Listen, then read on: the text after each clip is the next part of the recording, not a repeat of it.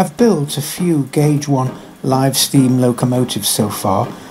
This is the next one I'm going to build, and it's going to be scratch built and it's going to be live steam, and I hope you find the series of following videos interesting to watch.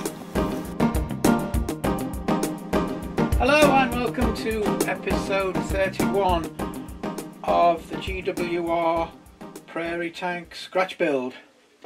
You may remember from episode 29 we learned a little bit about the fuel supply and the fuel tank, and a little bit about the theory of how the thing worked. What I've done since, I've actually made all the component parts for the fuel tank here. Let me just break this down and show you what we've got.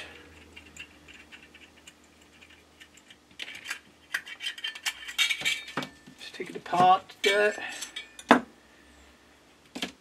So we've got the main body, which is just a strip of brass folded round and just riveted together. You've got the top of the fuel tank, and we've got the bottom of the fuel tank, and our breather pipe made, and also made the control valve here that screws into this section here, and this will control the amount of fuel that drips out of the chicken feed. And we have a bush here, comes out. Well, that bush fits on there. Have another bush for the filler cap that I've made. That fits in there, and that screws onto the filler cap. So the next thing now is to actually assemble this and solder it up. And I'm going to start first of all by, I'm going to silver solder these two bushes in place.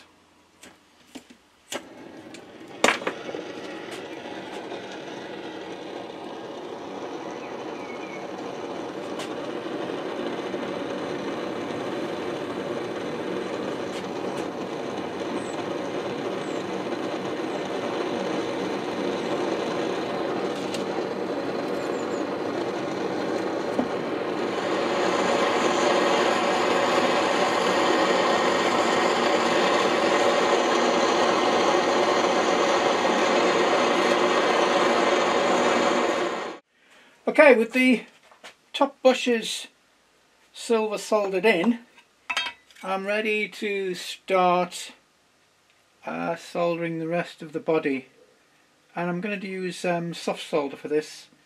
It is perfectly adequate for what we want. And now you see the reason why I used silver solder for those bushes, because I don't want them falling out. If they were all silver soldered as well, you'd have those falling out all the time every time I started to solder the rest of this. So we'll start off by getting a seam of solder down these edges. I've left a reasonable lip on here, so hopefully there's enough room to get a decent flow of solder. So we need our small torch, and let's start.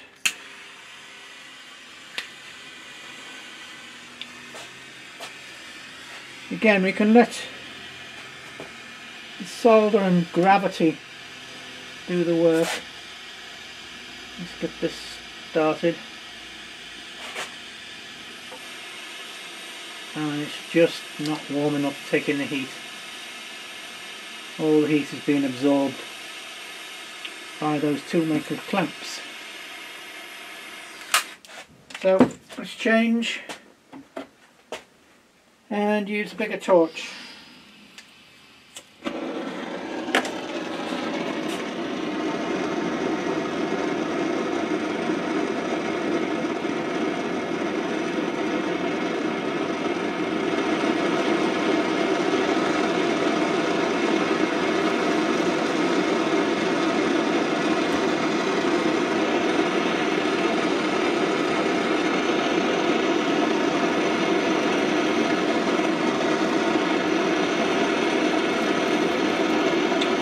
better. And it's starting to flow.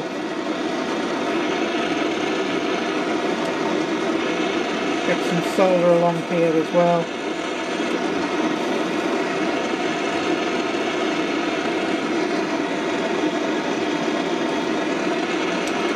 A little bit in here.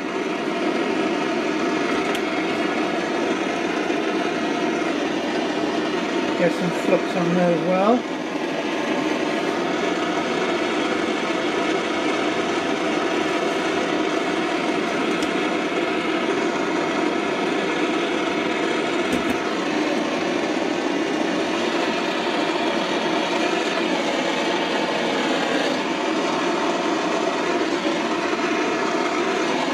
Okay, that's one side done.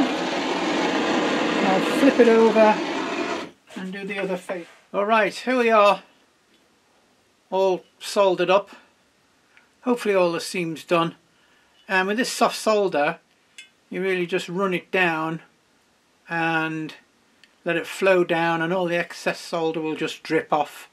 So hopefully we've got all the seams soldered up.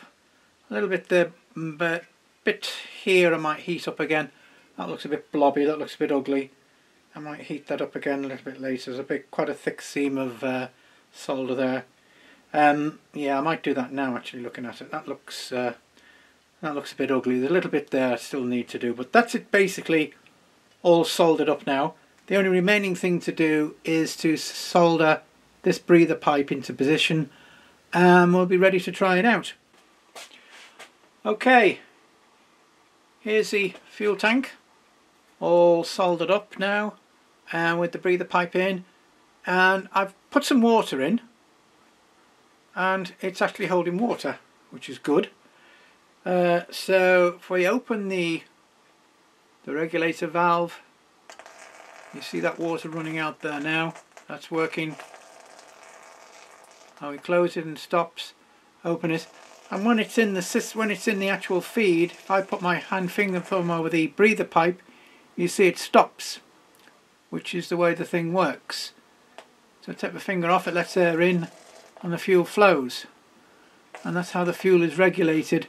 As we mentioned when I was talking on the theory side of the way these work, it's whether the spirit is up, the level of the spirit up on here, which allows this breather pipe to work. So if you imagine the spirit's quite full at the top, the breather pipe will be sealed off. As the spirit burns off, more air will be let into the tank and the fuel will flow again. So that's pretty good, that's great. What I'll do now is just file off some of the excess material on here. I left a fair amount on here to make sure I could get a nice seam. Now if it's all watertight, I'll just file this down a little bit closer. Okay, all soldered up and all tested with water. So now is a moment of truth. We shall put some fuel in it. That will probably be enough for what we want. And already there's a problem, because I've made a very silly mistake.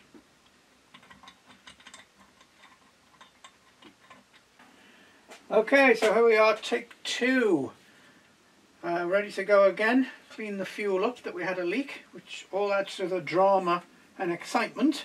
And what I hadn't done was connect the fuel line to the sump underneath, so when I switched on, all the fuel just ran out the bottom.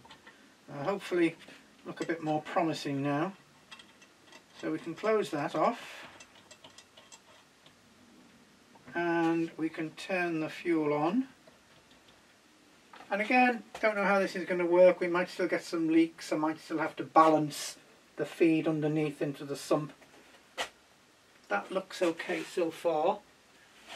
And I can see fuel flowing into the burners. I'll give that a minute. I can feel those, they're getting wet now as well, so they're drawing up the fuel. There doesn't appear to be any leaks underneath, so it's all holding stable enough. Okay, that's looking promising. That's looking good. No leaks sloshing around from anywhere. The fuel's switched on.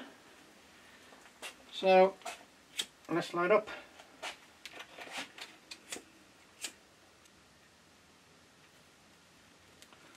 there we are. There's our burners. Our burners lit. Our fuel supply on. And all seems to be working fine. Just let that burn for a minute or so. That's looking good. No leaks anywhere. And our flame burning nicely. So there we are, that's the fuel tank and the fuel supply all sorted. I hope you liked this episode, and if you did, hit the like button and hit the subscribe button. And we'll see you again very soon for the next episode of the Gauge 1 GWR Prairie tank scratch build. And what I shall do now is we'll just switch off the fuel supply, switch off the feed cock, and that should burn for a couple of minutes and will eventually burn out. So we'll just let this run for a while. That's been burning for about 3 minutes, and I've just seen a bubble of air starting to flow along the fuel tank, which means this sump is now empty. I don't know if the cameras can pick that up or not, but that sump is now empty. So all that's burning now, I say the fuel pipe is full of air now. All that's just starting to burn out now is a few remaining drops that are left in these fire tubes, in the wick tubes. So that's a good job done, and as I say, we'll see you again soon.